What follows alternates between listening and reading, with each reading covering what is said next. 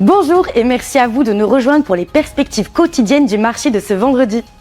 Aujourd'hui me rejoint Marcel de la salle des marchés pour nous donner toutes les dernières informations.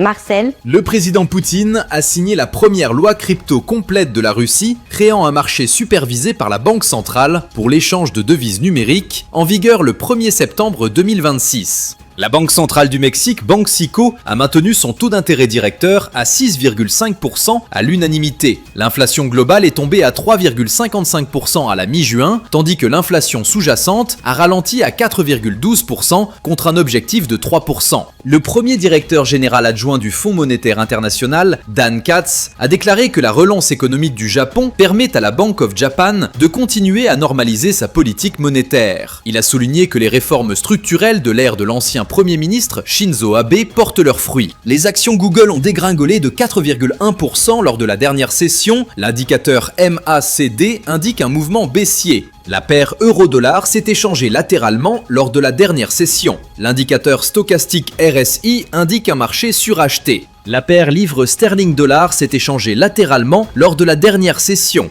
L'indicateur ROC indique un mouvement baissier. La paire dollar australien-dollar a fait une légère correction à la baisse lors de la dernière session, perdant 0,1%. Selon l'indicateur stochastique, nous sommes dans un marché suracheté. Le calendrier économique mettra l'accent sur certains chiffres majeurs, tout en incluant des annonces secondaires. Toutes peuvent peser sur les tendances. Ces indicateurs peuvent agir comme catalyseurs. Prenez le temps d'évaluer l'amplitude des fluctuations et de réévaluer vos positions si nécessaire. Nous espérons que vous avez apprécié les perspectives quotidiennes du marché de ce vendredi. Nous souhaitons à chacun de vous une journée de trading productive.